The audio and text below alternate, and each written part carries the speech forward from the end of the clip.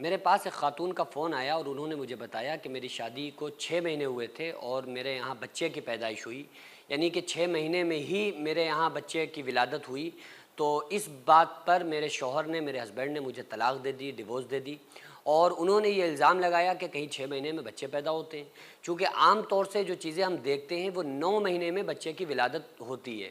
جو عام طور سے ہم دیکھ رہے ہوتے ہیں، چاہے وہ الٹرا ساؤنڈ کے ذریعے یا وہ کسی چیک اپ کے ذریعے سے، تو 9 مہینے کے بعد ہی بچے کی ولادت ہوتی ہے، ہم آپ دیکھتے ہیں۔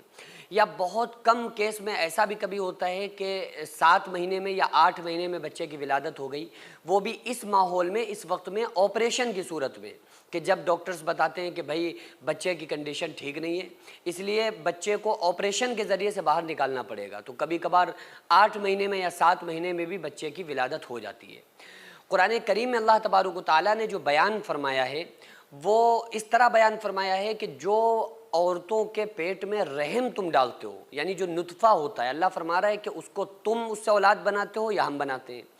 اور اللہ نے اس کا پورا سسٹم سمجھایا ہے۔ اللہ فرماتا ہے وَلَقَدْ خَلَقْنَا الْإِنسَانَ مِنْ سُلَالَةٍ مِنْ طِينٍ ثُمَّ جَعَلْنَاهُ نُطْفَةً فِي قَرَارٍ مَكِينٍ، کہ پھر وہ جو نطفہ جو تم ماؤں کے رحم میں ڈالتے ہو، ثُمَّ خَلَقْنَاهُ نُطْفَةً عَلَقَةً فَخَلَقْنَا الْعَلَقَةَ مُضْغَةً فَخَلَقْنَا الْمُضْغَةَ عِظَامًا فَكَسَوْنَا الْعِظَامَ لَحْمًا۔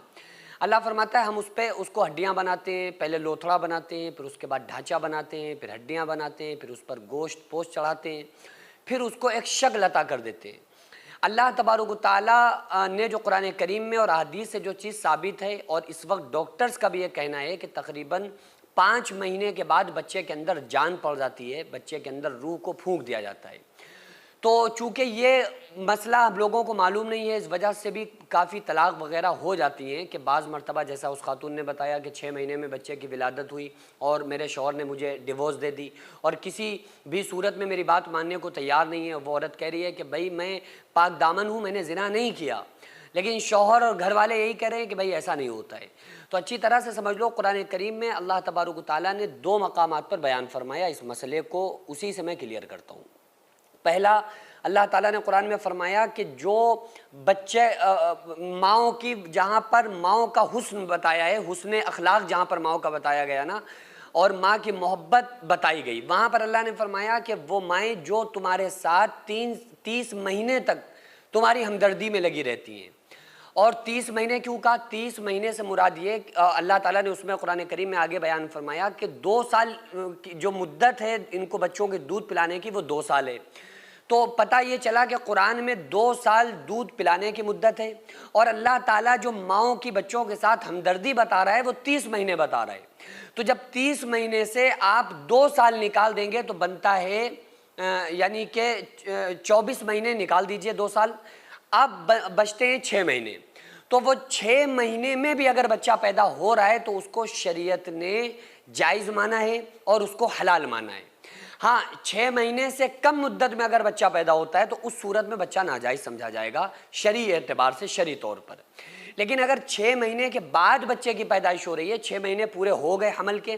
پھر بچہ پیدا ہو رہا ہے، تو نص قطعی سے، قرآن کی نص سے یہ ثابت ہوتا ہے کہ بچہ حلالی مانا جائے گا، اور وہ بچہ ثابت النسب ہوگا، بچے کا نسب باپ کے ساتھ جوڑا جائے گا اور اس کا نسب باپ کے ساتھ ثابت ہوگا شریعت کے طور پر۔ 6 مہینے سے کم 5-4 مہینے میں اگر کوئی بچہ پیدا ہوتا ہے تو اس صورت میں شریعت نے کہا ہے کہ بھائی 4 یا 5 مہینے میں بچے کی پیدائش نہیں ہوتی ہے، بلکہ کم سے کم جو مدت قرآن کے ذریعے سے بتائی ہے، اس پر مولا علی علیہ السلام نے بھی فتویٰ دیا ہے، تو کم سے کم مدت 6 ماہ کی ہے۔ 6 مہینے کے بعد اگر بچہ پیدا ہو رہا ہے تو وہ ثابت النسب مانا جائے گا، وہ بچہ حلالی مانا جائے گا۔ سینکڑوں ایسے غریب پریوار جو فاقہ کر کے زندگی گزار رہے ہیں، اور بہت سے ایسے مجبور لوگ جو غربت کی وجہ سے بیماریوں سے جوجھ رہے ہیں اور ان کے پاس علاج کرانے کے لیے بھی پیسے نہیں ہیں، تو ان غریب فیملیز کو ہر مہینے ہماری سوسائٹی راشن دیتی ہے اور ان غریبوں کا فری میں علاج کراتی ہے۔ تو آپ لوگ ہمارے ساتھ مل کر ان بیوہ عورتوں اور یتیم بچوں کا سہارا ضرور بنیں، اور ان کے راشن اور دوا علاج کے لیے زیادہ سے زیادہ تعاون کریں، اور یہ ارادہ کریں کہ غریب کے بچوں کو انشاءاللہ بھوکا نہیں سونے دیں گے، اور ہر ہفتے ہر مہینے آپ لوگوں سے جو بھی ہو سکے